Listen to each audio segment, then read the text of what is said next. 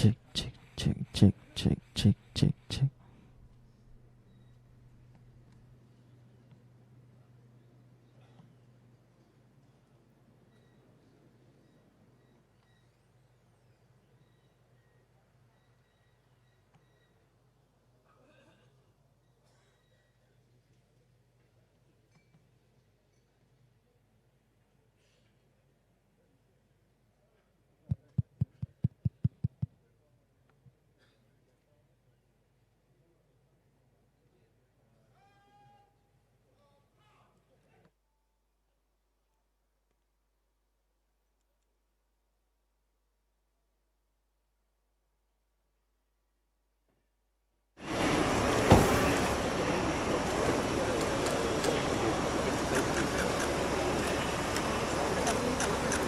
Insta.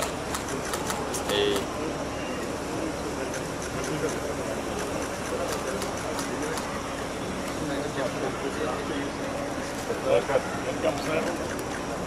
Finally, I'll be Aamoda is my native place also. Yes, sir.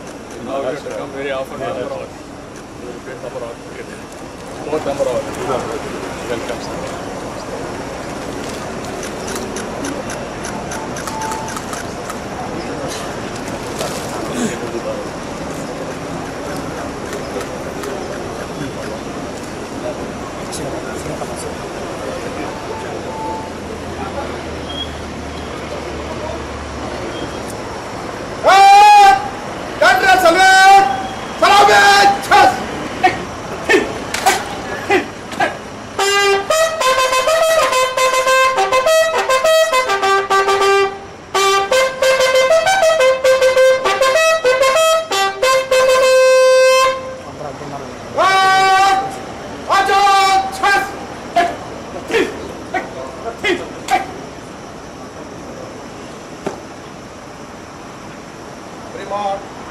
आपके निरीक्षण के लिए हाजिर है।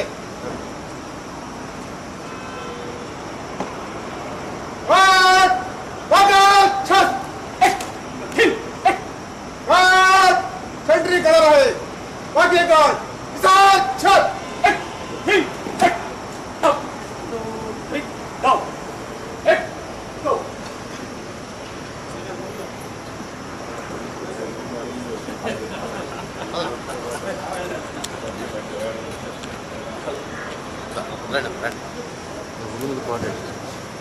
చూసుకొని పద ఇట్లోనే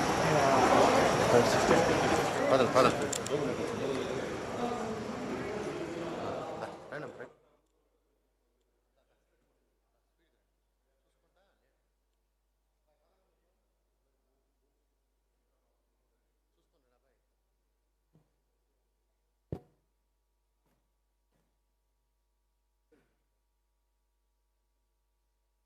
Most heartful welcome to the Honorable Chief Justice of India, Sri Bhushan Ramakrishna Gawai Garu, on behalf of Andhra Pradesh High Court Judges, on behalf of Andhra Pradesh High Court Advocates Association, and the people of Andhra Pradesh, we cordially welcome you, sir.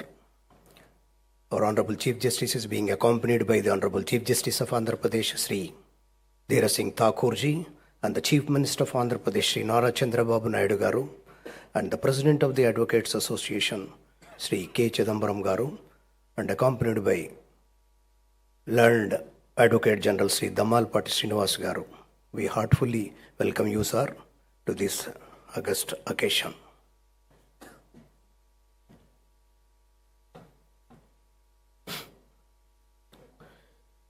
Good morning, everybody.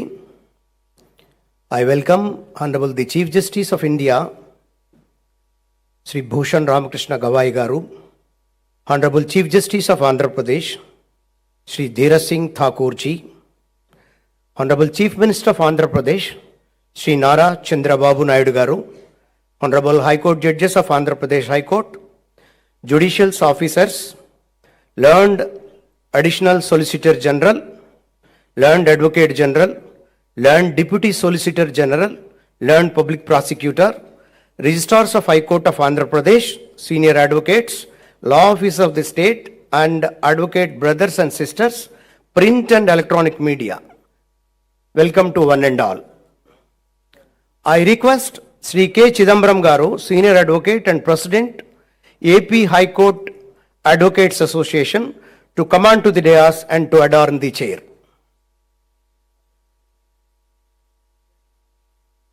I request Mr. Chidambaram to come on to the dais.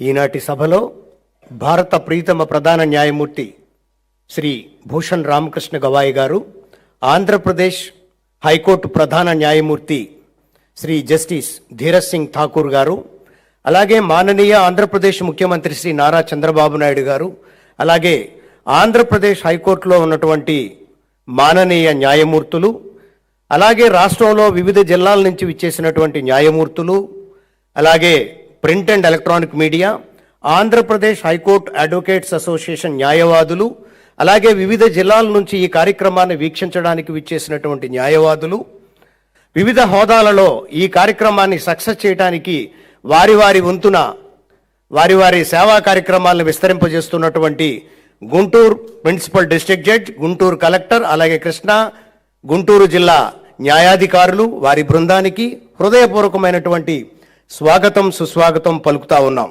ఈనాటి కార్యక్రమంలో మాననీయ ప్రీతమ ముఖ్యమంత్రి శ్రీ నారా చంద్రబాబు నాయుడు గారు, Andhra Pradesh high court ప్రధాన న్యాయమూర్తి justice Dheeraj Singh Thakur గారు, అలాగే ప్రీతమ అతిథి శ్రీ రామకృష్ణ భూషణ్ గవాయి గారు ఈ కార్యక్రమంలో పాలు పంచుకొని ఈ కార్యక్రమాన్ని విజయవంతం చేయడానికి విచ్చేసినటువంటి ప్రింట్ అండ్ ఎలక్ట్రానిక్ మీడియా, అలాగే రాజ్యాంగాన్ని పరిరక్షించడానికి, ప్రజాస్వామ్య పరిరక్షణలో మూలస్తంభమైనటువంటి రాజ్యాంగాన్ని ప్రేమించడానికి, రాజ్యాంగపు విలువలను నిబద్ధతని తెలియజెప్పటానికి 75 వసంతాల పండగని అంగరంగ వైభవంగా జరుపుకోవడానికి విచ్చేసినటువంటి ఈ కార్యక్రమంలో మీ అందరికీ చప్పట్ల మధ్య అందరికీ స్వాగతం సుస్వాగతం పలుకుతా ఉన్నాం.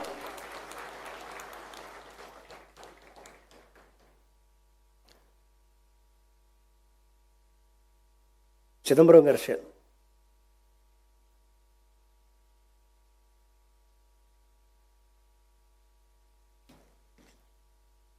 నందు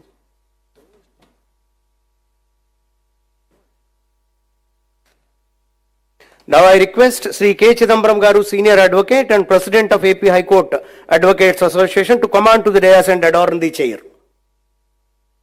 Agala? Oh, sorry. I'm sorry, extremely sorry.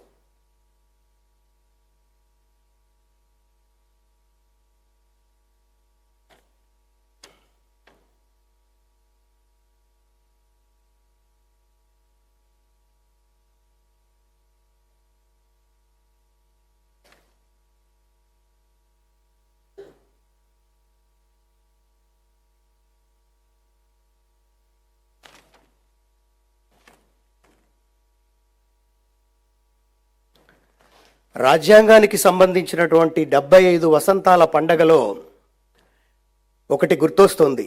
Krishnaveni నదీ తరంగాల గజ్జల సవ్వడిలో కనకదుర్గమ్మ చలనివడిలో ముగ్ధ మనోహరంగా అత్యంత శోభాయమానంగా వెలసిల్లుతూ సకల కళలకు నిలయమై ఆంధ్రదేశానికి ఆరిముత్యమై విరాజిల్లుతూ కృష్ణకు ఒడ్డున ఆంధ్రకు మధ్యన అమరావతి నగరంలో వెలసినటువంటి ఈ సీకే కన్వెన్షన్ సభా భవన ప్రాంగణాన ఈ కార్యక్రమానికి విచ్చేసినటువంటి మాననీయ ప్రియ ముఖ్యమంత్రి శ్రీ నారా చంద్రబాబు నాయుడు గారికి, ఆంధ్రప్రదేశ్ చీఫ్ జస్టిస్ ప్రధాన న్యాయమూర్తి శ్రీ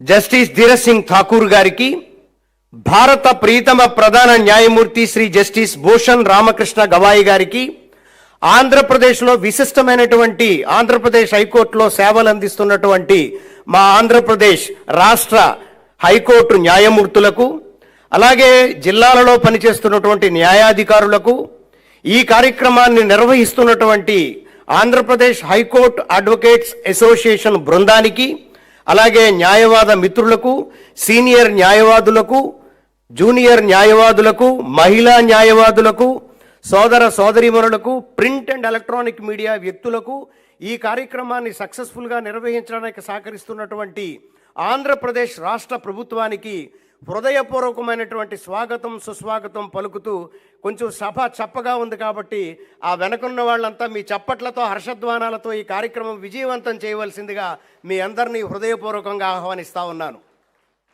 ఈ రోజున జరుగుతున్నటువంటి 75 వసంతాల భారత రాజ్యాంగ పండగకి సంబంధించినటువంటి కార్యక్రమంలో మాననీయ భారతదేశపు ప్రధాన న్యాయమూర్తి జస్టిస్ భూషణ్ రామకృష్ణ గవాయి గారు మరికొద్ది క్షణాలలో రాజ్యాంగపు విలువలు, రాజ్యాంగపు శక్తి, రాజ్యాంగం అది భవిష్యత్తుకు సంబంధించినటువంటి వ్యవస్థలో ఎటువంటి కీలక పాత్ర మనకు వహిస్తోంది, ప్రజాస్వామ్య మూల స్తంభాలలో రాజ్యాంగం కీలక పాత్ర, సర్వసత్తాక ప్రజాస్వామ్య రాజ్యాంగం మనం ఎలా రక్షించబడుతుంది, ఆ రాజ్యాంగాన్ని రక్షించబడటంలో ఈ భారత న్యాయ వ్యవస్థ కీలక పాత్ర ఏంటి అనేటువంటి అంశానికి సంబంధించినటువంటి ఈ వివిధ అంశాల మీద మాట్లాడడానికి నిష్ణాతులైనటువంటి వ్యక్తులు, వారితో పాటు మన భారత ప్రధాన న్యాయమూర్తి భూషణ్ రామకృష్ణ గవాయి జస్టిస్ గారు కూడా ఈ కార్యక్రమంలో పాలు పంచుకున్నటువంటి ఈ కార్యక్రమానికి మీ అందరికీ స్వాగతం సుస్వాగతం పలుకుతూ, యాంకర్గా నాకు కొంత లిమిట్ ఇచ్చారు కానీ తప్పలేదు, ఇక్కడ డయాస్ వేకెంట్ అవడం వల్ల మాట్లాడవలసినటువంటి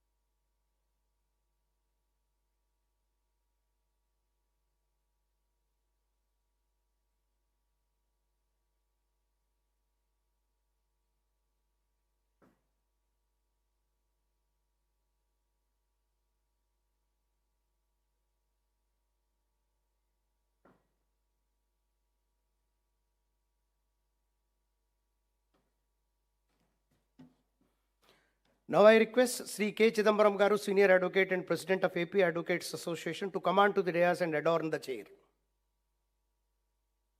Sri Chidambaram Garu, the President of the Association, is coming. And I request Sri AVS and Murthy and Sri Kiran Babu to present bouquet to the President of the Bar Association.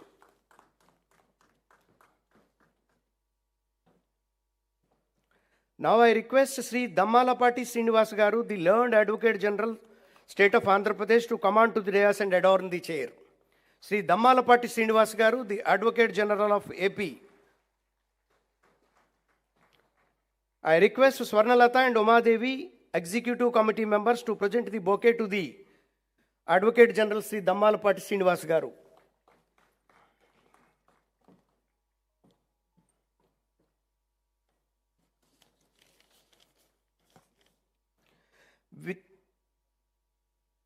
With immense respect and admiralty, I invite our beloved Chief Minister of Andhra Pradesh, Sri Nara Chandrababu Naidu Garu, to come on to the dais and to adorn the chair. Sri Nara Chandrababu Naidu Garu, the Chief Minister of Andhra Pradesh, is now coming on to the dais. I request Jampani Sridevi and Tota Yogeshwar Rao to accompany the Chief Minister of Andhra Pradesh. I request Sri Subodh, General Secretary, and K. Dheeras, Executive Committee Member, to present a bouquet to the Honorable Chief Minister of Andhra Pradesh.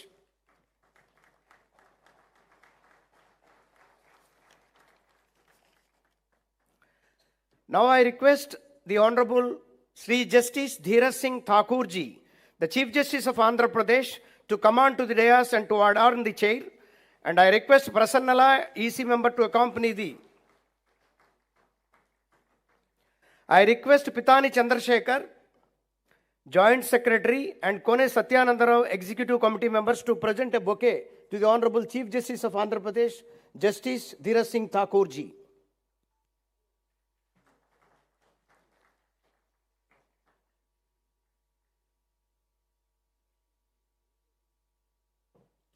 Now the affectionate guest of the today's function, I request the Chief Justice of India, Sri Justice Bhushan Ramakrishna Gawai ji, Chief Justice of India, to come on to the dais and adorn the chair. I request all the people to give the big round of applause to the Honorable Chief Justice of India. And I request Mr. Murthy and Chandrababu to accompany the Honorable Chief Justice of India. Welcome you, sir. And I request Mr. K.V. Raghuveer, the Vice President, and Y. Durga Rao, the Treasurer of the AP Advocates Association, to present the bouquet to the Honorable Chief Justice of India.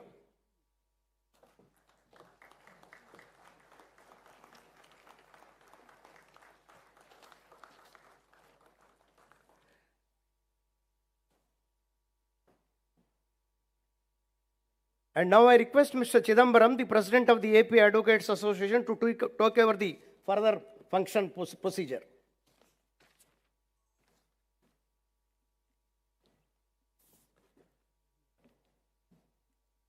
Now prayer by N. Shobha, Judicial Officer.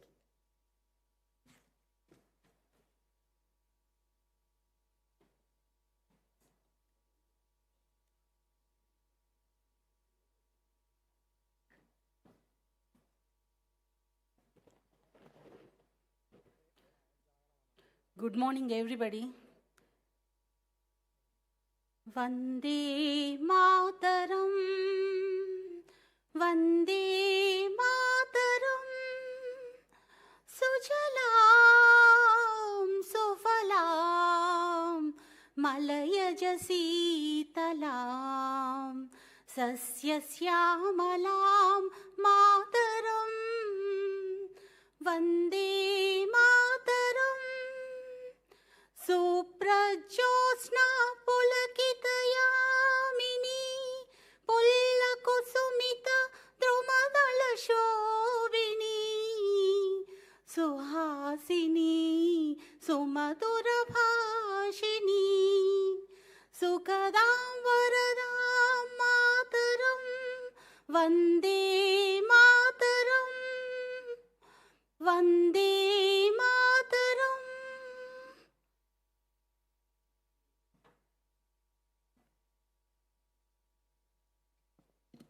Now I request Honorable the Chief Justice of India and other dignitaries on the dais for lighting of the lamp.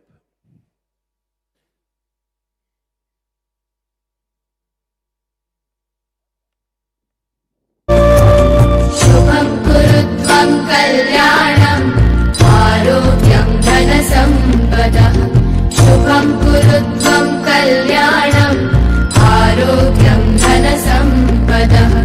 Shatrubuddhi vinashaya Deepajyotir namostute Deepajyotir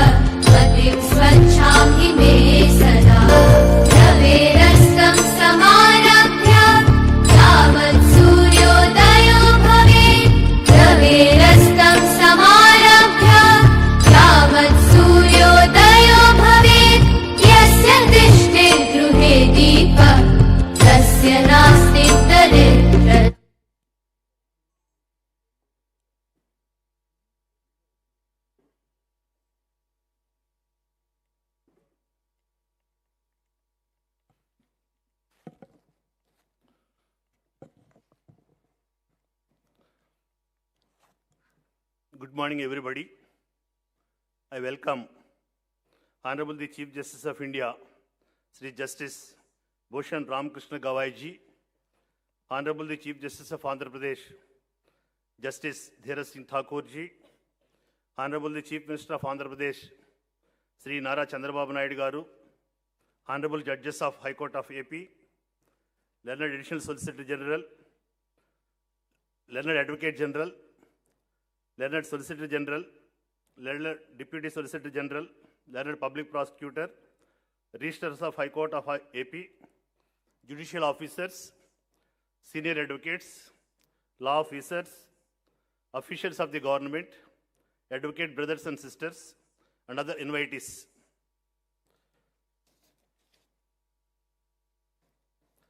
It is a profound honor and privilege to extend a heartfelt welcome to the Honorable the Chief Justice of India, Justice B.R. Gawai, on behalf of AP High Court Advocates Association and everyone gathered here today in Amaravati. Your presence graces this occasion with immense dignity and inspires us all to reaffirm our commitment to justice, equality, and the rule of law. Justice B.R. Gawai has charted an extraordinary legal journey, beginning as an advocate in 1985 and rising to become the 52nd Chief Justice of India in 2025. His distinguished tenure as a governmental pleader, public prosecutor, and judge of the Bombay High Court for over 14 years stands as testament to his exceptional legal acumen and unwavering dedication to public service, profoundly shaping his understanding of the law as a powerful instrument for the empowerment and welfare of citizens.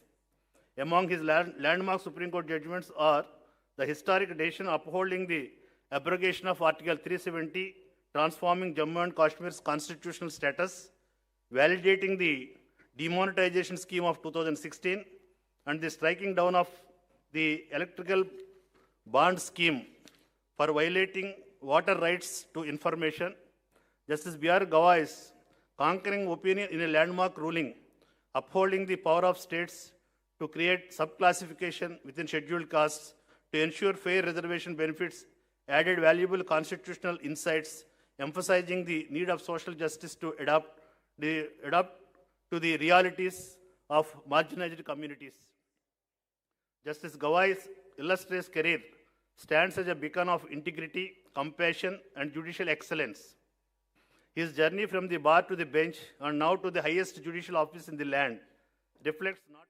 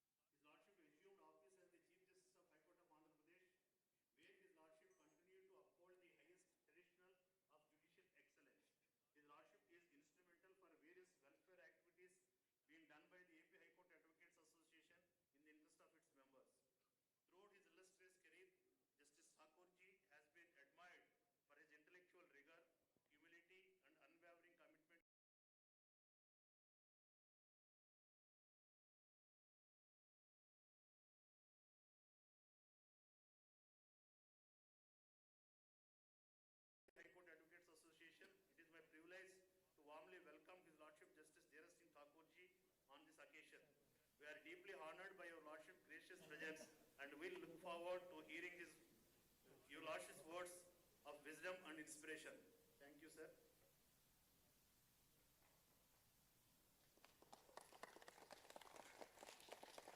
Today, we are privileged to have among us a visionary statesman and a leader who has been instrumental in steering Andhra Pradesh towards progress and prosperity.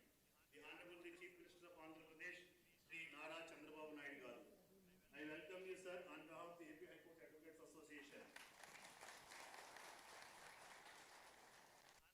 Chief Minister's name is synonymous with dynamic governance, forward-looking leadership, and an unwavering commitment. Has demonstrated that leadership is not merely about authority, but about service, compassion, and a vision. His administration has prioritized inclusive growth, ensuring the development reaches every corner of the state and benefits every section of the society. Under his stewardship, Andhra Pradesh has witnessed remarkable transformation across sectors, be it infrastructure development, digital governance, education reform, agriculture modernization, or social welfare. His focus on empowerment, particularly of farmers, women, and youth, reflects a leadership grounded in empathy and foresight. He has consistently emphasized that progress must be both sustainable and equitable, echoing the true spirit of democratic governance. Beyond policies and programs, what truly stands out is his ability to connect with the people. His approachable and compassionate manner has earned him immense respect and trust from citizens across all walks of life. His governance reflects a deep understanding of local needs, coupled with a global outwork, a combination that continues to place Andhra Pradesh on a progressive and spiritual path. On behalf of everyone gathered here today, I extend our warmest and most respectful welcome to the Honorable Chief Minister of Andhra Pradesh. Sir, your presence here adds great significance to this occasion, and we are deeply privileged to have you among us. We look forward to hearing your words of wisdom, which will no doubt inspire and guide us towards continued excellence and collective progress. Sir, I would like to take this opportunity to respectfully respect your kind consideration for allotting a suitable parcel of land in the Amaravati area to the AP High Court Advocates Association at a reasonable cost. This will enable the members of the AP High Court Advocates Association to construct at least apartments on their own resources, fostering cooperative housing development and supporting their housing needs. Thank you, sir. Thank you very much. Now I request the Learned Advocate General to speak on the occasion. Thank you, one and all.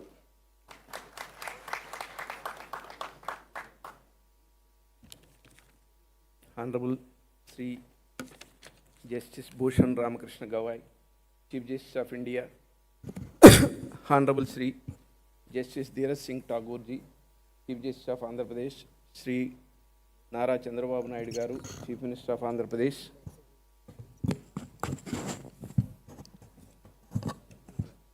Honorable Judges,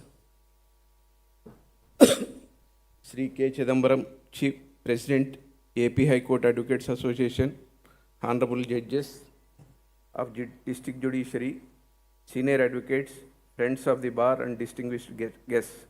It's an honor and privilege that Sri B.R. Gawai, Honorable Chief Justice of India, Sri Dheeraj Singh Tagore, Chief Justice of AP, and Sri Nara Chandrababu Naidu, Chief Minister of AP, have graced us with their presence today.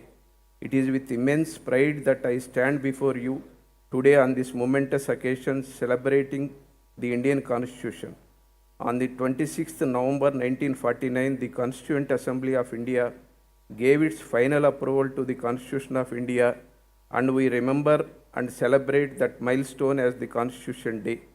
The Constitution is not only a legal charter, but a reflection of the aspiration of a free and democratic India. It is our compass and our North Star, guiding us through the complexities of a diverse and dynamic society. As Dr. B.R. Ambedkar rightly observed, The Constitution is not a mere lawyer's document, it's a vehicle of life, and its spirit is always the spirit of age. Nothing encapsulates the statement better than the several judgments of the Honorable Supreme Court, recognizing the dynamic nature of the Constitution and recognizing it for truly what it is, a living organ and an embodiment of our shared commitment to building an India that is just, inclusive, and equitable. We observe this dynamism every day, most recently when the Honorable Justice B.R. Gawai, present with us today, in his important and landmark subclassification judgment, found that the Constitution has provided us with the means to interpret it by considering the stark ground realities so that the country can achieve real equality as envisaged by the Founding Fathers. He found that Constitution itself provides us the means to truly and equally provide for oppressed classes, and an equivalent duty is also cast upon the executive and legislature to ensure that policies are framed to achieve the said object. True economic and social growth is only possible when all the citizens are provided for duly upholding the constitutional values. Honorable Chief Justice Gawai's judgment in the demonetization case and in upholding the validity of an unstamped arbitration agreement has paved way for significant economic reforms and ease of doing business. He stood against corruption, demanded accountability, promoted constitutional values, and upheld citizens' rights and dignity through several of his judgments, including the Prabir Purkayastha's case. The Constitution is termed as a living document due to the liberal interpretation it is capable of, so as to provide for the means to an end. Equally, it does not exist in a vacuum, but is judged and amended to suit the evolving needs. From Keshavananda Bharati to the subclassification judgment, we can see that the Constitution does not exist detached from our society. Rather, it exists in the present. It exists for those who are and those who will be, so that the idealist vision may become a reality. As B.R. Ambedkar said, however good a constitution may be, if those who are implementing it are not good, it will prove to be bad. However bad a constitution may be, if those implementing it are good, it will prove to be good.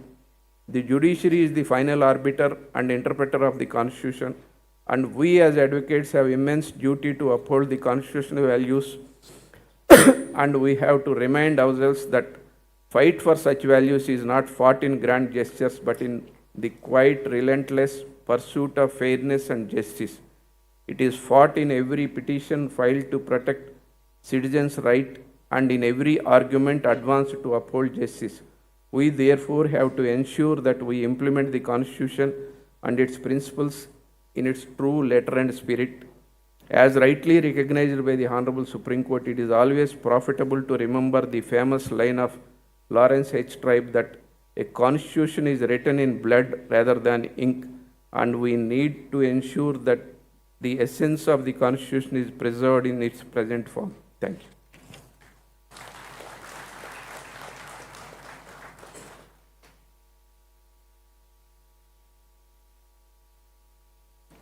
Now it is a turn of our visionary leader and dynamic Chief Minister of Andhra Pradesh, Nara Chandrababu Naidu Garu. I request you, sir, to address the gathering on this occasion.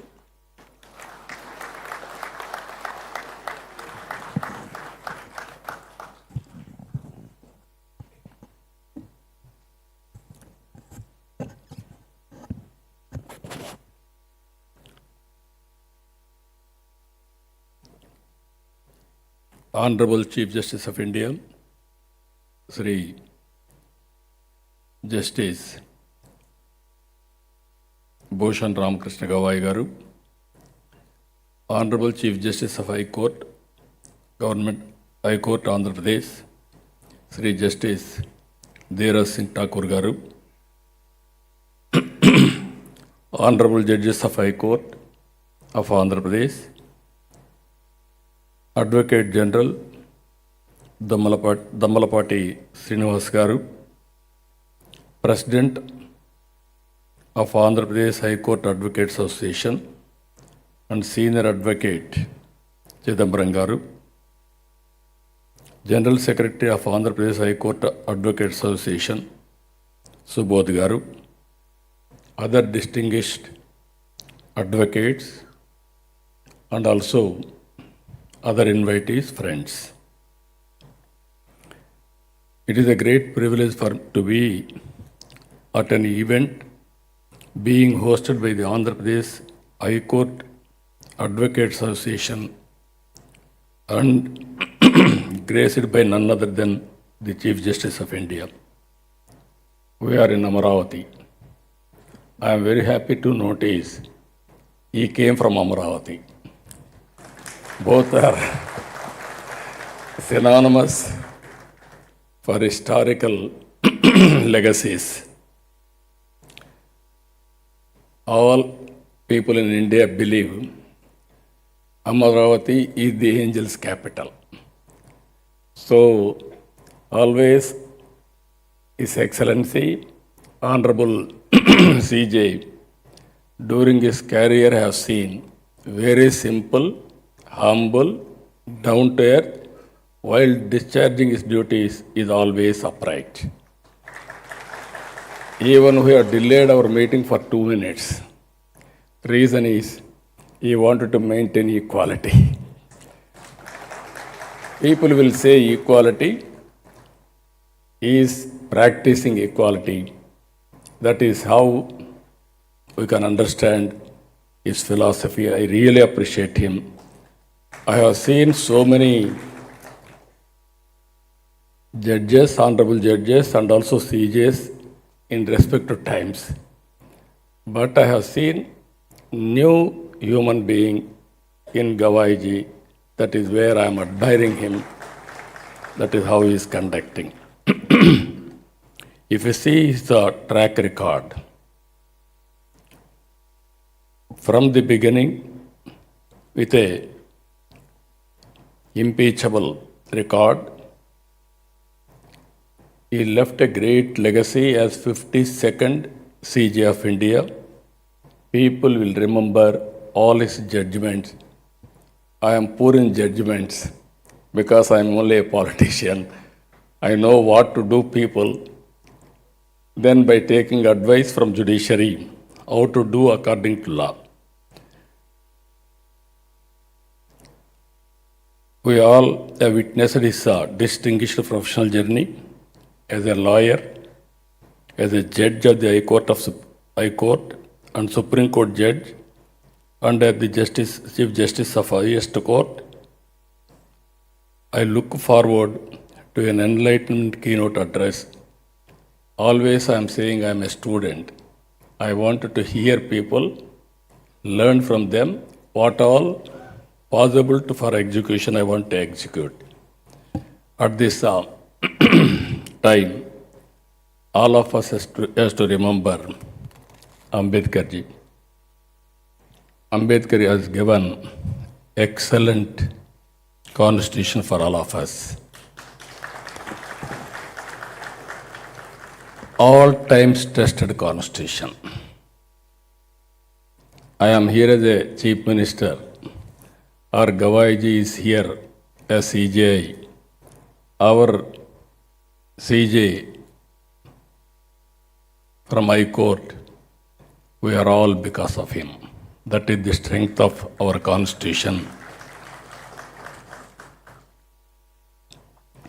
Even beauty of our constitution, Narendra Modi ji has claimed very proudly, I was a chai wala.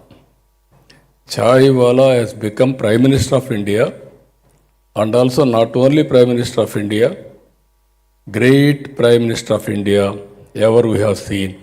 He will create a record. That is the beauty of this constitution, to uplift people.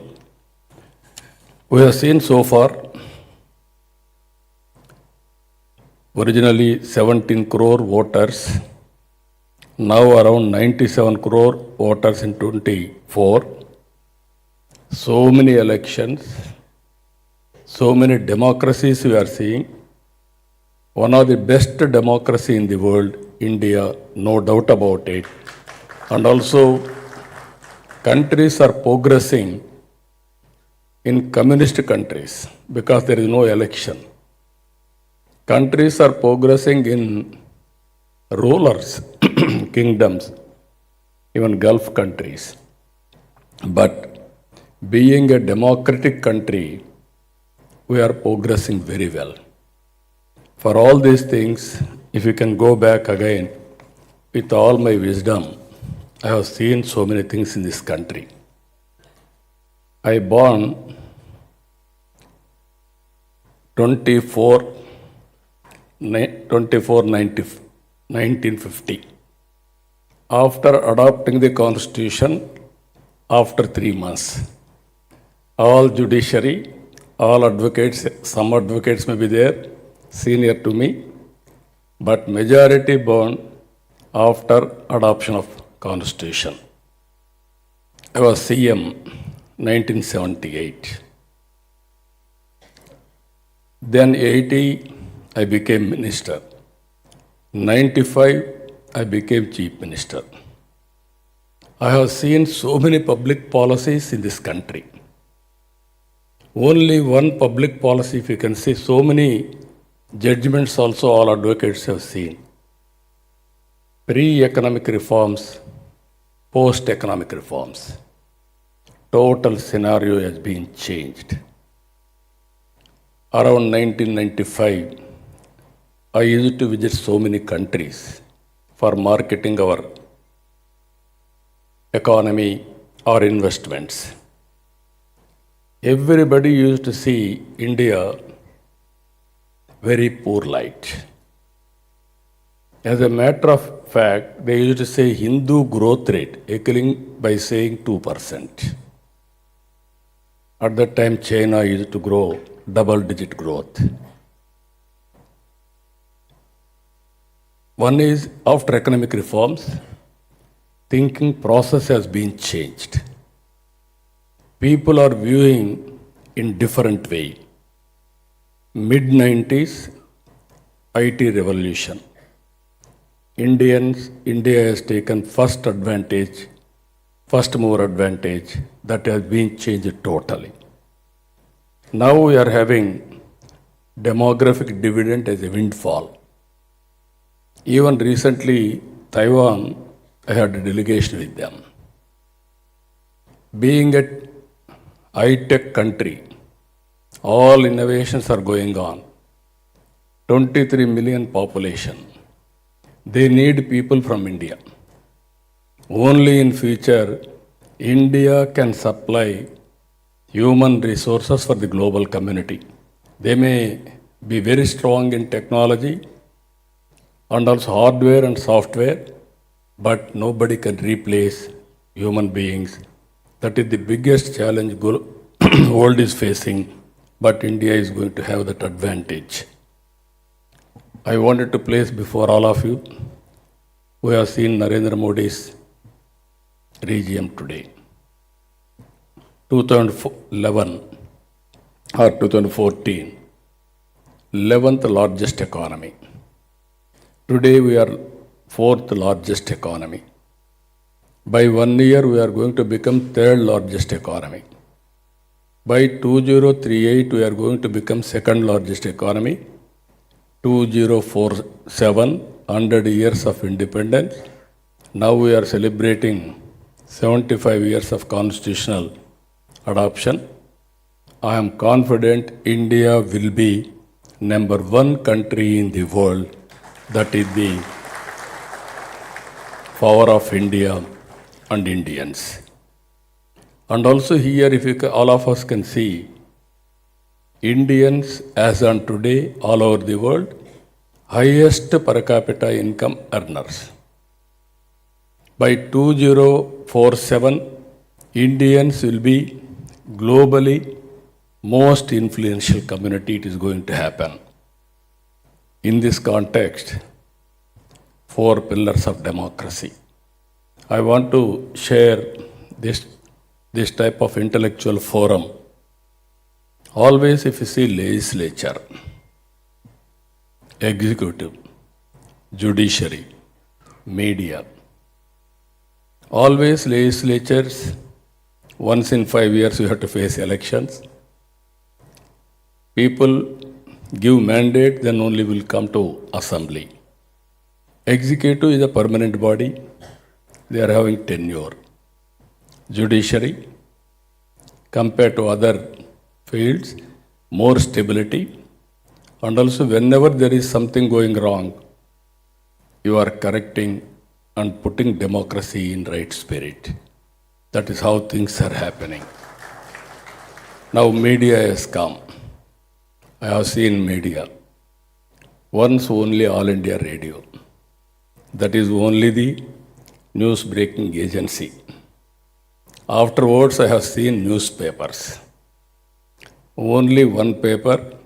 At one time, Hindu paper used to come. That is only the paper, trusted paper. After that, electronic media has come. Now social media has come. Social media, every person is an editor. Every person is a writer. They can write anything. They can express their views. They can do character assassination also. No exemption for anybody. For me, for judiciary, for everybody. That is how we are facing today. This is the right forum. I wanted to interact all of you. We wanted to maintain vibrant democracy. And at the same time, nation first. We are all here. Nation is great. We will be proud of it. If nation is not great, all of us will be looked down. This is where I am asking all of you to contribute further. If you see one thing, Ambedkar has given, one person, one vote. Even some constituents didn't give equality for everybody. Even women, some great countries didn't give equal rights. Only the country, poor, rich, no gender bias, or even billionaire, even poorest of the poor are having one vote. That is the biggest advantage for Indian democracy. And here, he gave political equality or equity. Now it is our responsibility to bring social equality and economic equality. That type of society, that type of nation we have to build. For that, always I consider public policies are deadly combination. Around 1995, I created one public policy promoting information technology. Within 25 years, Hyderabad, because of knowledge economy, highest per capita income, and also today all Telugu community and Indians all over the world, highest per capita income earners. That is only one public policy. Now we have to see further. Rich and poor are dividing. Sharp division. Consciously, all of us has to create how to bridge the gap between rich and poor. Everybody will have better living standards. I have seen so many things. Now I am dedicating myself. I am working with all your blessings. Wealthy, healthy, happy society that will be long sustainable. Compared to any other country in the world, Indian family system and values are the best in the world. That is giving so much of strength for all of us.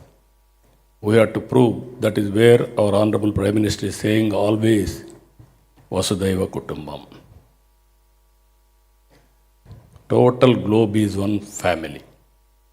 We are seeing global good and also everybody's welfare, everybody's happiness, and at the same time, we should not interfere any sovereign powers.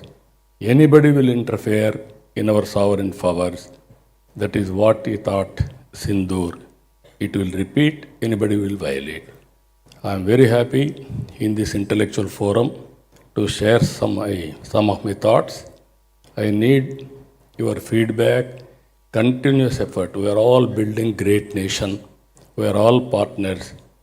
People like Honorable Justice Gawai has to guide this nation continuously for upliftment of this great nation. With this, I am thanking all of you. Thank you, Ananda.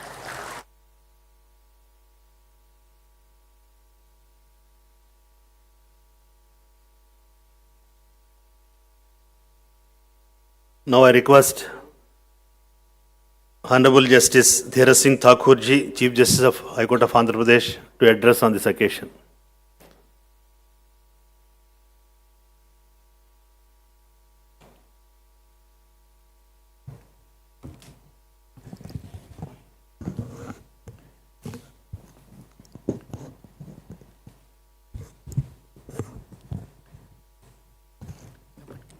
This comes in face. Keep it slightly.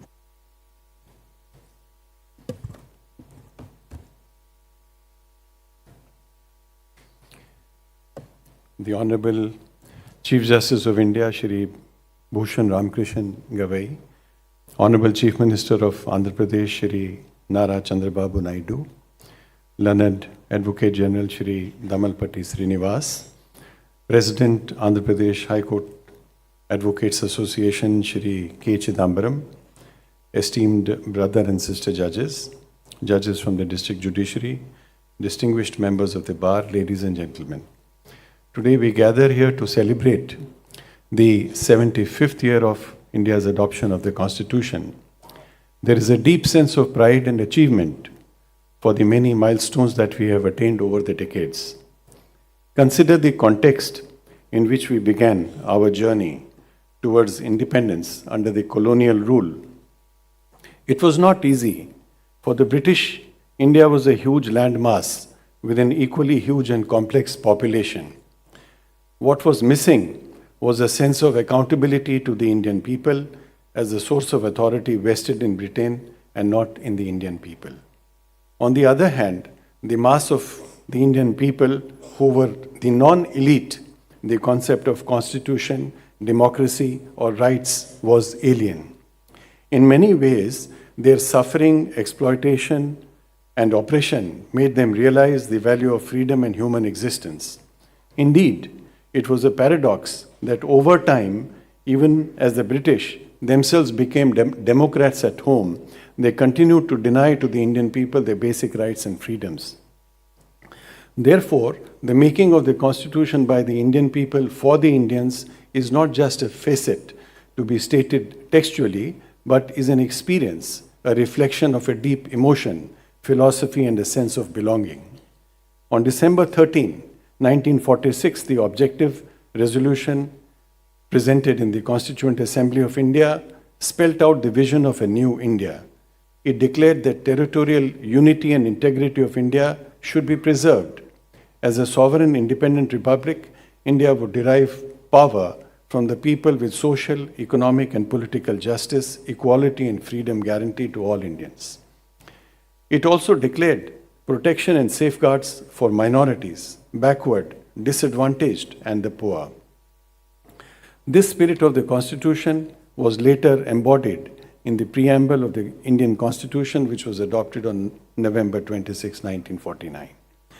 Throughout the deliberations in the Constituent Assembly, three concerns dominated the debates: national unity and integrity, democratic institutions, and social revolution in an interwoven way, as none of it was possible to achieve in the absence of the other. Parliamentary democracy with adult franchise was the obvious choice, given our familiarity with the British working in India. Clearly, from integration of princely states to centralized federation, which we call the Union of India, to fundamental rights, directive principles, and constitutional schedules, there is no better example of indigenization of democracy than that of India. While fundamental rights were borrowed from the American Constitution, India went beyond the formal equality provision to add substantive equality element by providing for reservations for scheduled castes and scheduled tribes. Again, It is significant to mention that the Indian Constitution, which had the rare distinction of being one of the most comprehensive constitutions of the world, with 395 articles, 22 parts and 8 schedules, when it was framed, began to seem inadequate in the face of continuing changes in the society, over time calling for additions and alterations in the existing scheme of things.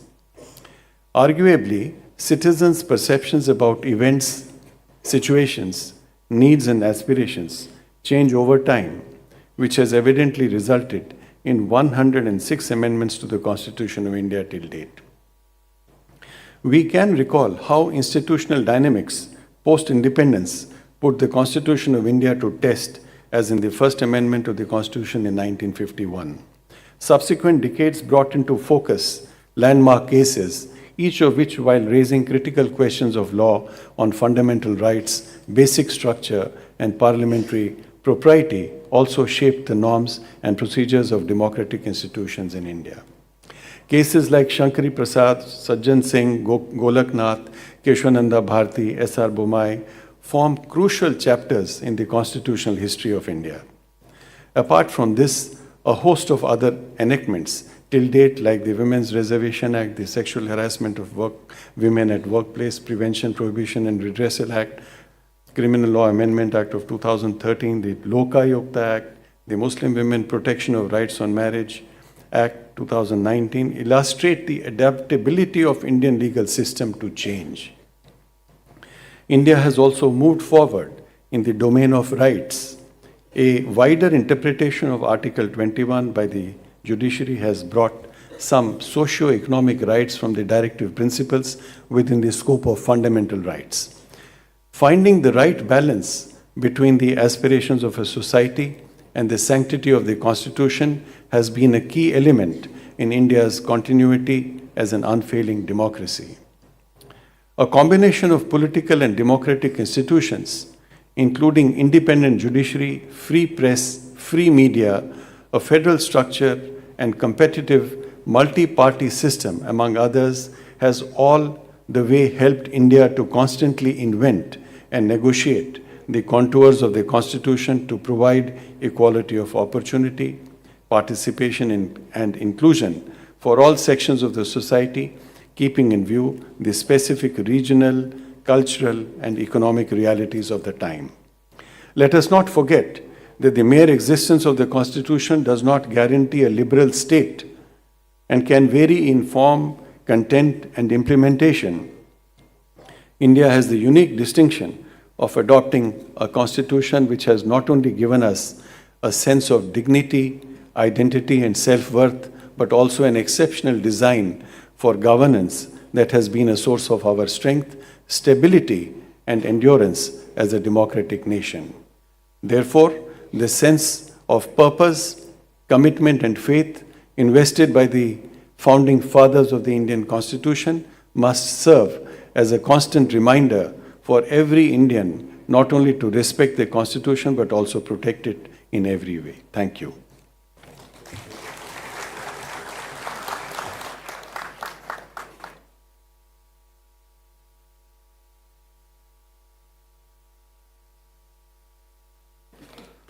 Now, we are all eagerly waiting to hear His Lordship's, the Honorable the Chief Justice of India, Bhushan Ramkrishna Gawai ji, on the topic of India and the living Indian Constitution at 75 years.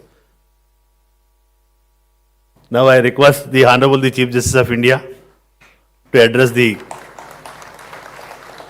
occasion.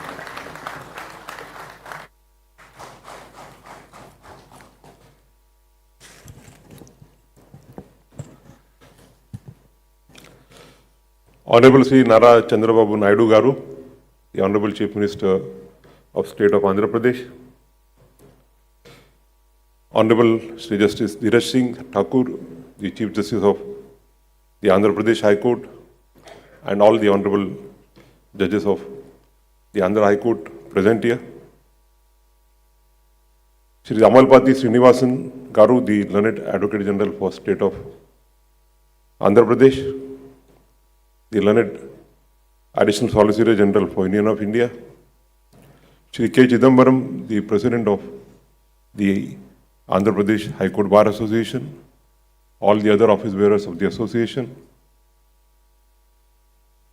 the senior government officials, the collector, the SP, the learned district judge of the district, and all the members from the district judiciary, the senior advocates, members of the bar, and friends. It's a matter of great pleasure for me to be here to speak with you on the successful journey of the Indian Constitution for last 75 years.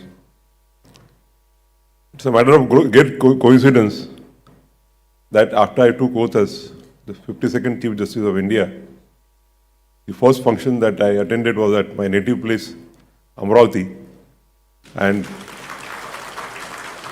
it was graced by my esteemed senior colleague and one of the greatest sons of the Andhra Pradesh, Chief Justice Ramna, who, without being invited, was kind enough to come all the way to Amravati to bless me. And now, before I end my journey as the Chief Justice of India, in a couple of days, the last function that I am attending is again at Amravati. So, the journey which begins at Amravati will be ending at Amravati. Both the Amravatis have a great historical significance. Our Amravati in Maharashtra is known as Indrapuri, the land of Indra, and similarly I think the Indrapuri here is also, Amravati here is also known as the land of Indra.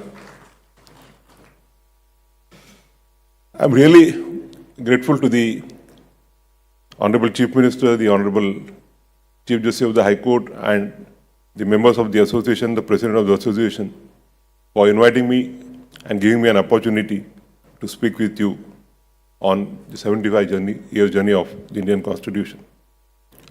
The subject that I've been given to speak is India and the living Constitution at 75 years. As all of us know that, as the Honorable Chief Justice referred to, after the Constituent Assembly was constituted, the objectives resolution was placed before the Constituent Assembly on 9th of December 1946. It was presented by the then Prime Minister of the interim government, Honorable Shri Jawaharlal Nehru. Dr. Ambedkar, who was merely a member of the Constituent Assembly, was called upon to address by the President of the Constituent Assembly, Shri Rajendra Babu, within 4 days, that is on 13th of December 1946. Dr. Ambedkar said that he was not ready to speak because, going by seniority, his turn would have come much later. But since he was called upon, he said he will share his views. And Dr. Ambedkar said that no doubt that the objectives resolution as presented by the Jawaharlal Nehru is pragmatic, but he said it is lacking of two basic things. Dr. Ambedkar said that the objective resolutions provides for the rights, but it doesn't provide for remedy. And he said that rights without remedy are meaningless. And therefore we find that the very foundation of Article 32 in the Constitution of India, which enables every citizen to knock the doors of the Supreme Court of breach of fundamental rights, finds its place in the first address made by Dr. Ambedkar before the Constituent Assembly. Likewise, he said that coming from Pandit Jawaharlal Nehru, and who represents the Congress ideology, he said that there is nothing in the objectives resolution which provided for the social and economic equality. And therefore we find that the directive principles of the Indian Constitution, Part 4 of the Indian Constitution, which provides for directive principles, which is an instrument to achieve social and economic justice, also finds place in the Constitutional Assembly, in the Constitution. As all of us know that our Constitution stands on the four pillars of justice, liberty, equality and fraternity. The Constituent Assembly put in Herculean labors for drafting the Constitution. Two of the speeches of Dr. Ambedkar, the first one on 4th of November 1948, wherein he presented a draft constitution to the Constituent Assembly, and the last one on the 25th of November 1949, wherein he replied the debates on the draft constitution, are, I think, most important speeches which every student of law should read. And as the Honorable Chief Minister said that he is a student, I am also a student of law, because I always consider that whenever a judge or a lawyer considers that he has now learnt everything, that is the end of a career as a lawyer or as a judge. And therefore, as a student of law, we must reflect upon the Constituent Assembly debates which went on for almost a period of 2 years and more, to understand what is the constitutional philosophy behind our Constitution. As the Honorable Chief Minister said that Dr. Ambedkar always considered, or rather for every citizen, the nation must be first. And Dr. Ambedkar in his first speech on 13th of December said that whenever the destinies of the nation are involved, the destinies of the individuals, the destinies of the ideologies, the destinies of the leaders, the destinies of the political parties are totally irrelevant, and what is most important is the destiny of the nation. And therefore, in the heart of Dr. Ambedkar, it was India as a nation which was the most important. Coming to the main subject, that India and the living Indian Constitution at 75 years. Dr. Ambedkar always considered that a constitution cannot be a static document. It has to be evolving, it has to be organic and a living document. And therefore, the Article 368 provides for the Constitution, for the amendment of the Constitution. There was criticism on Dr. Ambedkar that, on one hand, he was criticized that the powers to amend the Constitution are too liberal, and on the other hand, it was criticized that some of the amendments which require ratification by two-thirds of the states, by half of the states, and two-thirds majority of the parliament were too strong, and it was difficult to achieve an amendment in this manner. He said that wherever the amendments were necessary for answering the socio-economic challenges, the Constitution could be amended in a simpler way. But however, wherever a foundation of the Constitution, like the independence of judiciary, the federal structure, or the other important aspects are concerned, the power to amend the Constitution could not be simple, and therefore it was necessary that some more stringent conditions were required for amending the Constitution. As we see that we gave our Constitution to ourselves on the 26th of November 1949, and which came into effect from 26th of January 1950. The apprehensions as expressed by Dr. Ambedkar came to be true within a short period. In 1950, immediately after the Constitution came, the state of Tamil Nadu, then the state of Madras, had issued a government order providing for reservation for the scheduled caste and scheduled caste. The same came to be challenged before the Madras High Court on the ground that it was contrary violation of Article 14.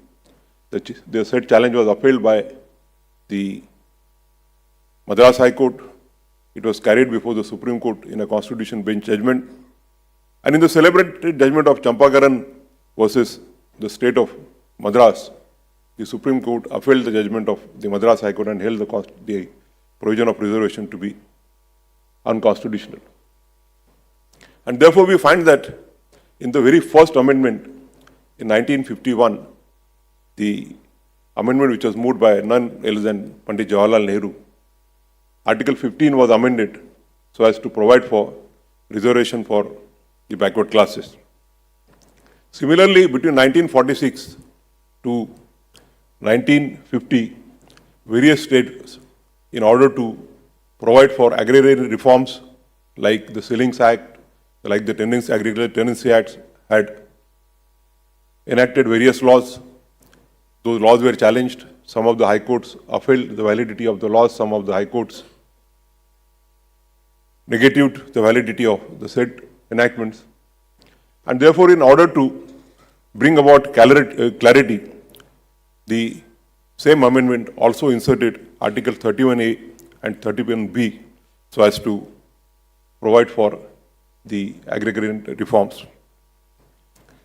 The issue with regard to amendment of the Constitution came to be considered by the Supreme Court as early as in Shankari Prasad, to which the learned Chief Justice has referred to.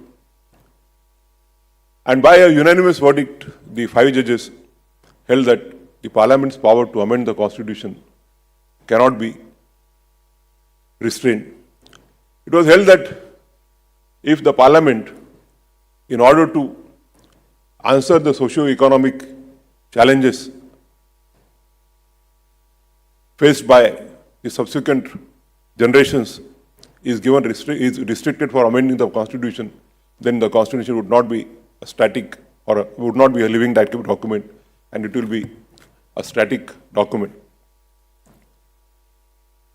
That was subsequently considered in Sajjan Singh, by virtue of 3-2, the power of the Constitution, power of the Parliament to amend the Constitution came to be upheld. But the seats of dissent were sowed in the very same judgment. Justice Hidayatullah said that to hold that the Parliament's power to amend the Constitution are unbridled, and they can even amend the Constitution to take away the fundamental rights, I would require stronger reasons than the ones given in Shankari Prasad. Justice Mudolkar, he said that if the power to amend the Constitution is to be construed as taking away the basic features of the Constitution, then the word amend will have no importance and it will amount to changing the Constitution. And therefore, we find that the concept of basic structure as evolved in Keshavanand Bharati has its roots in the case of Sajjan Singh. Subsequently, the 9 judges in Golaknath held that the powers of the Parliament to amend the Constitution were restricted and it could not amend the Constitution in a manner it takes away the fundamental rights of the citizens. That gave rise to the 24th, 25th and 26th Amendment, by which various articles were either inserted or amended so as to carry forward the goal of the Indian Constitution of achieving social and economic justice. The same came to be challenged in the Keshavanand Bharati, wherein the Supreme Court, for the first and so far for the last time, sat in a combination of 13 judges. Insofar as the power to amend the Constitution is concerned, the court was virtually split by 6-6. 6 judges took a view that the powers of the Parliament to amend the Constitution are unbridled and the Parliament by majority can amend the Constitution in any manner. However, the 6 judges took a view that the Parliament's power to amend the Constitution are restricted and it cannot amend the Constitution to take away the fundamental rights guaranteed to the citizen. It is only the view of Justice H.R. Khanna, partly accepted by 6 on one hand and partly accepted by 6 on the other hand, which is now the view in Keshavanand Bharati. Justice Khanna held that though the Parliament can amend the power even to take away the fundamental rights, it cannot amend the Constitution in a manner in which it takes away the basic structures of the Constitution. And therefore, the concept of basic future as found in Sajjan Singh, which was amplified as basic structure in Keshavanand Bharati, is what is the law which holds the field. Various principles like the federal structure of the Constitution, the separation of three wings, the executive, the judiciary, and the executive, judiciary, and the legislature, the independence of judiciary, the supremacy of the Constitution were held to be the basic structures which were subsequently evolved in various judgments, including the one in S.R. Bombay.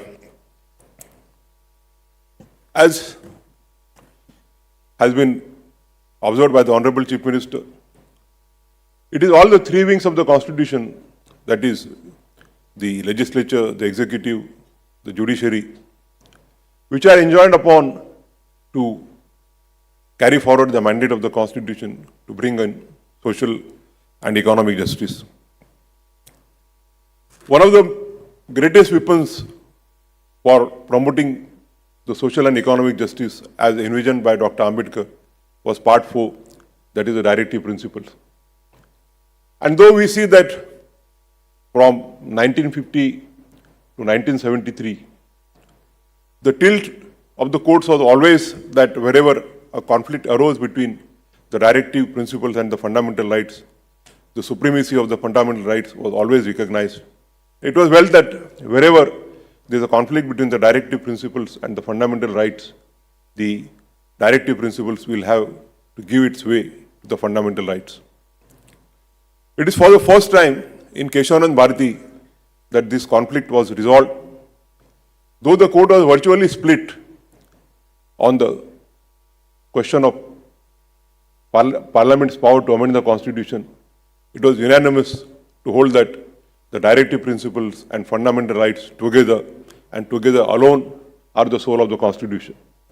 And therefore, Keshavanand Bharati held that the fundamental rights as well as the directive principles are together are necessary for progress of the nation. It was held that directive fundamental rights are those rights which are necessary for a human being, for a citizen to live a dignified life as a human being. Whereas the directive principles were the principles which govern the state, the legislature,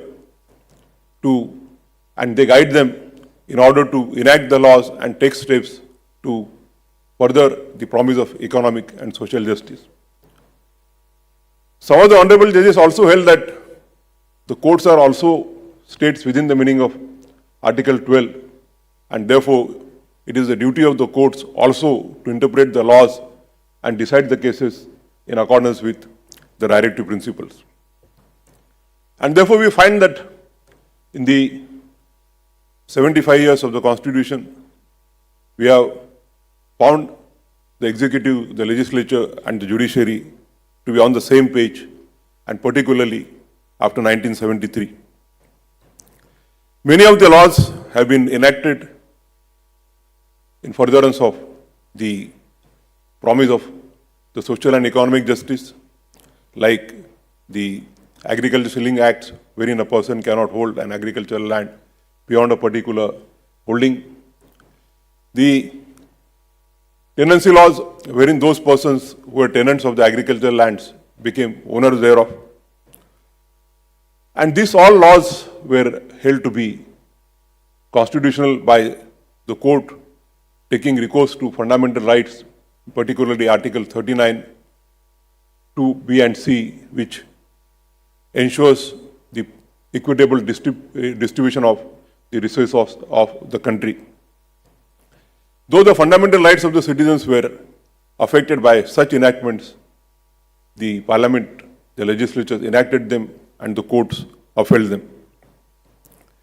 Insofar as scheduled caste and scheduled tribe is concerned, to which again the Honorable Chief Justice referred with regard to reservation, the earlier view, as could be found in the cases of Devdas and Balaji, was that sub-article 4 of Article 16 was an exception to the main article of 16, and it was only a permissible way of providing reservation.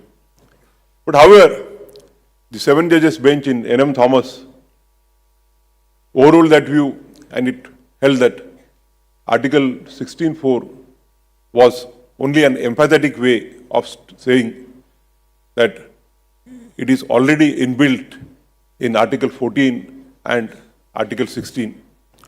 It held that Article 14 and 16 promise an equality of opportunity to all the citizens in the country. But it said that equality of opportunity does not mean that equal opportunity to all the citizens. It said that if equal opportunity to provide it to all the citizens, then it will lead to nothing else but more inequalities. And therefore, a special treatment to those who are lagging behind was already inbuilt in Article 14 and Article 16. It has been further carried forward in Indra Swani, the 9 judges bench, which held that the reservation was not an anti-meritarian, and it also held that the reservation could be provided even by an executive instruction, and it was not necessary that it has to be by a legislative piece. Recently, in the last year, we sat in a 7 judges combination to consider the issue with regard to sub-classification. All 7 of us, out of 7, the 6 of us took a view that a sub-classification was permissible. If the state government finds that even among the scheduled caste, a certain sections of the society, section of the scheduled caste are not adequately represented, and if it is found that only a particular sections in the scheduled caste have taken the benefits of the reservation, then the state cannot be precluded of its right of providing a special treatment to those who are underrepresented. I also went further and took a view that the concept of criminal layer, as has been found in the judgment of Indra Sawhney insofar as the other backward classes are concerned, should also be made applicable to scheduled caste, though my judgment has been widely criticized on that issue. But I still hold that judges are not supposed to normally justify their judgments, and I still about a week to go. But if a person who is an IAS officer, he becomes a chief secretary, and his son gets the best of education in a city like Hyderabad or Bangalore, could a child of a poor agricultural labor studying in the village, though both belonging to scheduled caste, could be equated? And my answer to that was no. It denied equality of opportunity. 3 of the learned judges concurred with my view. And therefore, the concept of equality has to be ensured that the equality should not be only a paper equality, but a real equality. Insofar as women are concerned, we know that Dr. Ambedkar used to say that women are the most backward amongst the citizens of the country. As all of us know that in Maharashtra, Mahatma Jyotiba Phule and Savitribai Phule had to fight with the fundamentalists in those times, even to provide basic education to women. And Mahatma Jyotiba Phule, to whom Dr. Ambedkar used to consider as guru, incidentally, Babasaheb Ambedkar was born in a year in which Jyotiba Phule passed away, and they could not have an opportunity to meet each other. But he always considered him as a guru, and Babasaheb said that the women are the most downtrodden in this country, and therefore he provided for equality, equal treatment to women. And we find that over the years, the equality or the woman empowerment is gaining momentum in the country. The discrimination which was meted out to women was strongly criticized in the case of Nargis Mirza, wherein the woman air hostesses, the rule provided that the woman air hostess on either getting married within the 4 years of employment or on the fourth pregnancy would discontinue as an air hostess. The Supreme Court said that a denial of an opportunity of a motherhood to a woman and availability of the same opportunity to a male hostess was patently discriminatory and set aside the said rule. In Vishaga, the Supreme Court laid down guidelines so as to prevent harassment to the working women at their workplaces. Subsequently, the Parliament enacted a law in order to bring Vishaga guidelines and give it a statutory force. In the case of Babita Punia, the Supreme Court paved the way of equal opportunity to the women. And therefore, we find that when I had been to Ladakh in the last year, we have our women soldiers even in the frontiers. I have been traveling to various states over the years after I joined the Supreme Court and addressing also the judicial academies. And I was happy to note that in some of the states, 60 to 70% women are selected as a JMFC. And therefore, the country has also progressed towards the women empowerment, women equality. I am happy to see a large number of women judicial officers and women lawyers present here. One of them is my gift to your High Court. Disha Chaudhary was my law clerk in the first batch, is present here. And therefore, we find that in the last 75 years, we have substantially progressed when we are referring to reservation. The 103rd Amendment has provided for 15(6), Article 6 of 15, which provides for reservation to the economically weaker sections. One of the latest amendments, the 106th Amendment, provides for reservation of 1/3 seats in Parliament and the legislature to women. Dr. Ambedkar always used to say that education is very important and the rights without education are without use. Unless a person is aware about his rights, unless he is educated about his rights, the rights would not be no assistance to him. And therefore, the Supreme Court, as early as 70s, in the case of Mohini Jain and Unni Krishnan, held the right to education as one of the fundamental rights. Subsequently, the Parliament, by bringing in Article 21A to the Constitution, also upheld the right to education to be a fundamental right. And therefore, now we have a right to free education to the children up to 14 years. By the subsequent amendments, the empowerment of the Panchayat Raj, the Jila Parishads, the Panchayat Samitis, the municipal councils, the Nagar Panchayats has also been exemplified. The earlier view was that only the fundamental rights which are incorporated in Part 3 would only be the fundamental rights. But Maneka Gandhi onwards, the Supreme Court has exemplified that anything which flows from the trinity of Article 14, 19 and 21 would be construed to be a fundamental right.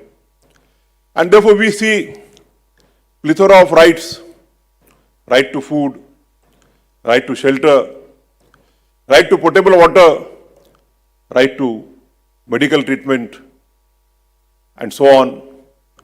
As evolved in the cases of MC Mehta, the right to pollution-free environment, the right to potable water, and as evolved by the Supreme Court in the case of TN Godavarnam, the right to environment, the right to ecology are all evolved to be the fundamental rights.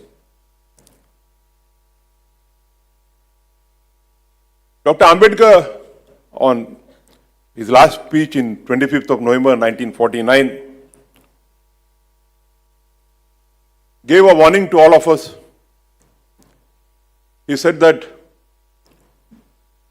by one vote, one person, one vote and one principle, we have assured a political economy to the citizens of the country. But in our preamble, we have assured justice, social, economic and political to all our citizens. And he said that a political economy, political justice, political equality without the social or economic equality beneath it are of no use. And he said, what does he mean by social and economic equality? And he answered that a country or a society which believes in equality, liberty and fraternity as ways of its life is what he means by social and economic justice. And he said that equality, liberty and fraternity not alone, but the trinity of three of them would only lead to social and economic justice. Dr. Ambedkar said that equality without liberty will take away an incentive of a human being to excel in his life. And liberty alone would lead to supremacy of the powerful over the weaker. And therefore, equality and liberty together and the fraternity will act like a policeman, and therefore this trinity of the trinity of equality, liberty and fraternity would be necessary to take country forward in achieving the social and economic justice. Dr. Ambedkar warned that on 26th of January 1950 will be assuring a political equality. But what about economic and social equality? On an economic plane, we will have a society divided in the economic wealth of the country concentrated in few hands, where the majority of the citizens living beyond the poverty line finding it difficult to meet the two ends of a day. On a social plane, we have a society divided into 4 layers, 4 compartments, and such compartments where entry from one compartment to other compartment is not possible. And therefore he said that unless we eradicate these inequalities, the edifice of democracy which we have so laboriously built would collapse like a house of cards. And I must say that in the last journey of 75 years, the legislature, parliament, the executive and the judiciary have acted in furtherance of the goal of the economic and social justice as envisioned by the Constitution. Various laws, maybe agrarian reforms in the favor of, so as to protect the exploitation of laborers. One of the first cases was Vijay Cotton Mills versus the Union of India, wherein the Minimum Wages Act, notification under the Minimum Wages Act came to be challenged on the ground that if a citizen is willing to work in my farm or in my factory for 10 rupees, why should I be compelled to pay 20 rupees? It will be violative of my fundamental rights. The Supreme Court answered that the promise made in Article 43 of providing living wages cannot be an empty promise, and it has to be given in reality. And therefore many enactments have been enacted by the parliament, by the state legislature, so as to take forward the promise of social and economic justice. The executive has taken steps like providing reservation to the scheduled caste, scheduled tribe, the other backward classes. the Constitution has been amended even to provide reservation in promotions.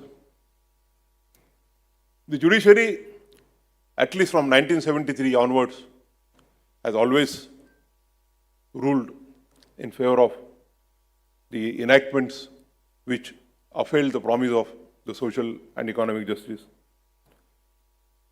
Or rather, in one of the cases, Vamanrao versus State of Maharashtra, while upholding a legislative piece of legislation in furtherance of economic and social justice, Chief Justice Y.V. Chandrachud, speaking for the bench, held that more and more such legislations would be welcome so as to take forward the promise of economic and social justice. In Minerva Mills, he said that directive principles and fundamental rights together are necessary for taking forward the social and economic justice. He said that they are like two wheels of a golden chariot of Indian Constitution. You span one wheel and the efficacy of entire chariot comes to a standstill. And therefore, in last 75 years, we have seen that the country has substantially progressed in taking forward the promise of social and economic justice. Millions of landless laborers have been benefited by the selling laws. The lands taken by the landlords has been distributed to them. The tenants who were tilling the land have become owners of the land. The working conditions of the labor have been ameliorated, have been enhanced. The bonded labor which was prevalent has been banned. The Supreme Court, on a postcard litigation in the case of Bandhuva Mukti Morcha, ensured that the living conditions of the bonded laborer, firstly the bonded labor was abolished and the living conditions of the laborers working in the mines were ensured so that their working conditions become healthy. We have had various enactments like the Food Security Act and so on. We have seen that on account of the affirmative action, the highest office of the country, the President of India, has been occupied twice by a person from scheduled caste, first by Mr. Narayanan and Mr. Ramnath Kovind. For the first time, we have a President of India who is not only a woman but also represents the tribal community. We have had a Prime Minister of India who was a woman, and as the Honorable Chief Minister rightly observed, the Prime Minister of India who says that it is only because of the Indian Constitution that a chaiwala could become the Prime Minister of the country. We had a speaker belonging to the scheduled caste from your own state, Mr. Balayogi, and also a speaker who belonged to scheduled caste and also a woman, Veera Kumari.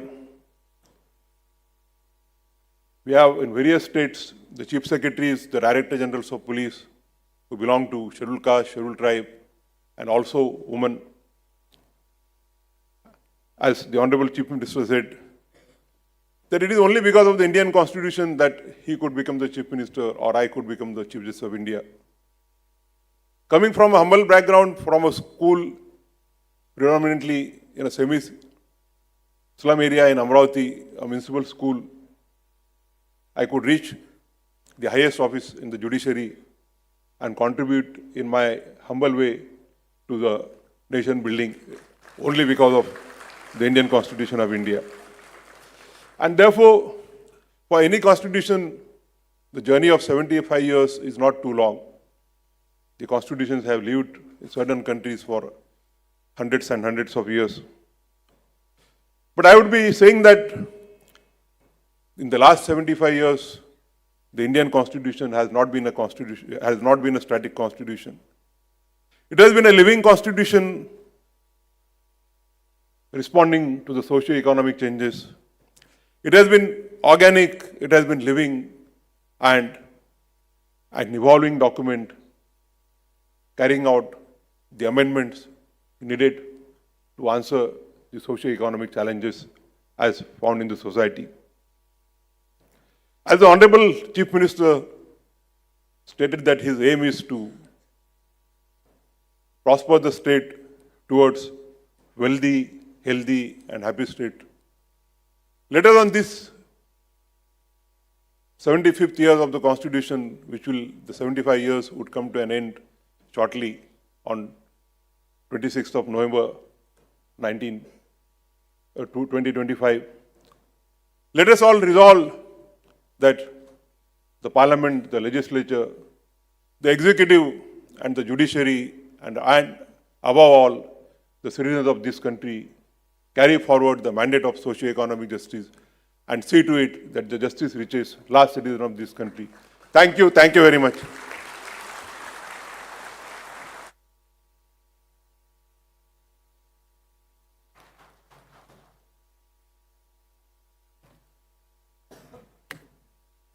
Thank you very much, sir, in enlightening us on the today's topic, India and the Living Indian Constitution at 75 years.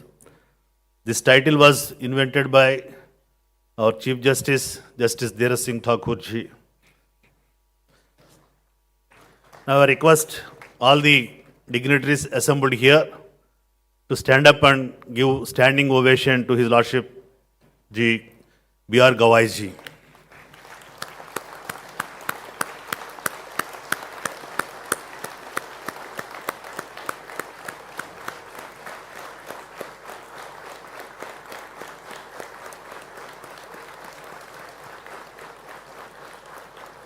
Thank you, one and all. Now I request all the executive committee members of the AP High Court Advocates Association to come over to the dais to honor the dignitaries on the dais.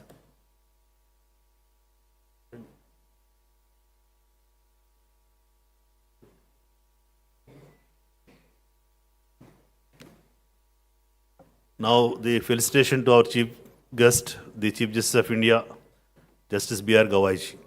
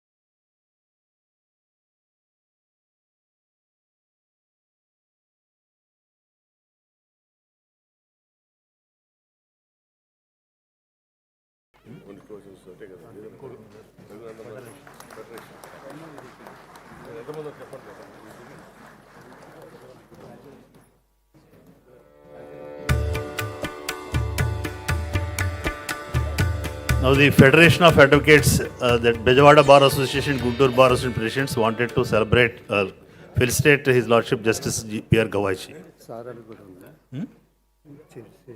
Okay. Wait. Change.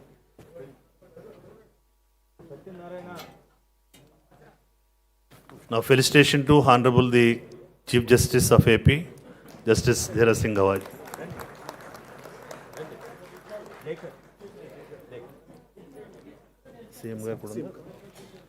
Now the presentation to the Honorable the Chief Minister, Nara Chandrababu Naidu garu.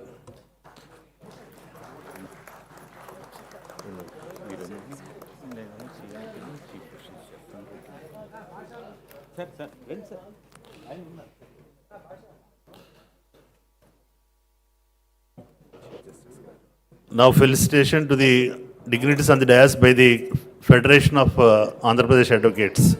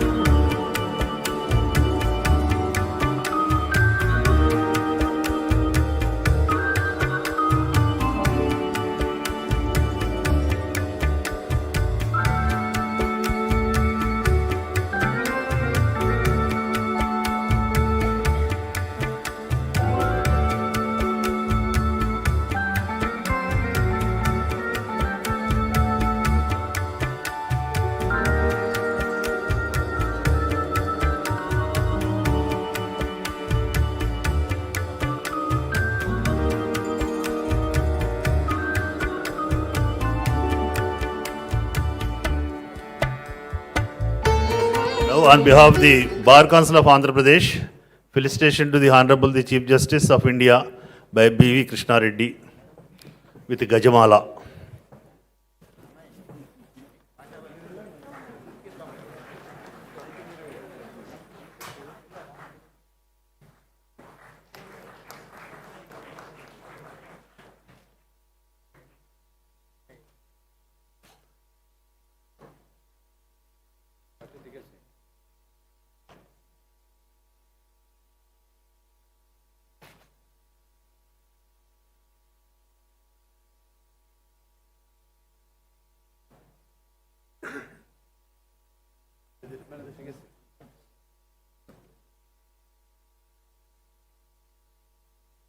నేను చేసిన రిక్వెస్ట్కి chief minister గారు స్పందించారు. Advocates AP high court advocates అసోసియేషన్కి house sites ఇవ్వాలి అనే దాని representation అందరికీ ఇస్తున్నాం.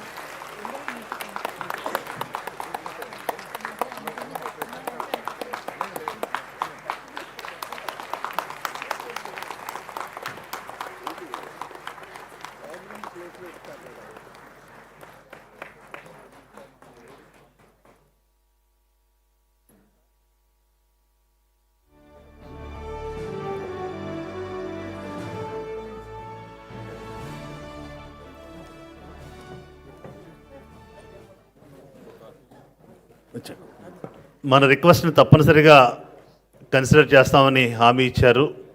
ఫీజిబిలిటీస్ అన్ని వర్కౌట్ చేసి వారికి సభాముఖంగా ధన్యవాదాలు తెలియజేసుకుంటున్నాను.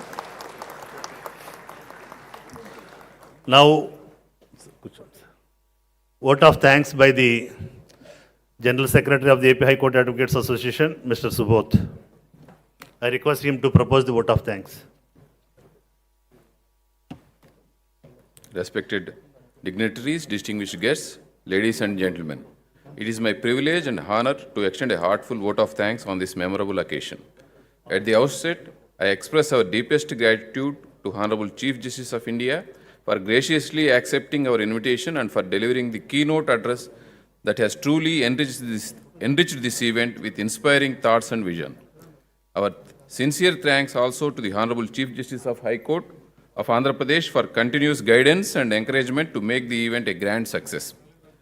We are equally grateful to the Honorable Chief Minister of Andhra Pradesh for gracing this occasion with his esteemed presence and involving the government officials to organize the event in a befitting manner. I thank the learned Advocate General of State for extending his wholehearted support in the successful organization of this event. A special word of appreciation is due to registrars of High Court of Andhra Pradesh, the Government of Andhra Pradesh, the District Judge Guntur, the District Collector Guntur, the Sub-Collector Tenali, and Superintendent of Police Guntur. Their cooperation and assistance have been invaluable in ensuring that all arrangements were carried out smoothly. We also thank the members of the print and electronic media for their coverage and to all police personnel whose efforts ensured the seamless conduct of this event. Finally, heartfelt thanks to everyone whose direct or indirect contributions made this program a grand success. Thank you all. Now, photograph by the Executive Committee with the dignitaries on the dais.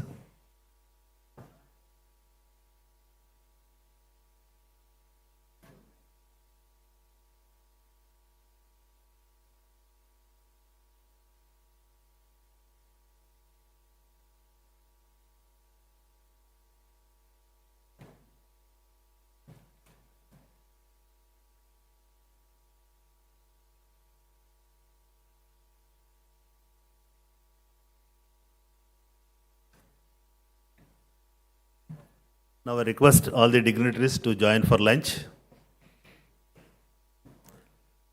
Lunch is arranged for the VIPs this side, the judicial officers this side. All the advocates, the lunch is arranged in hall number 1.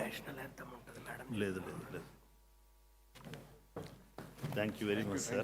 Thank you very much, sir.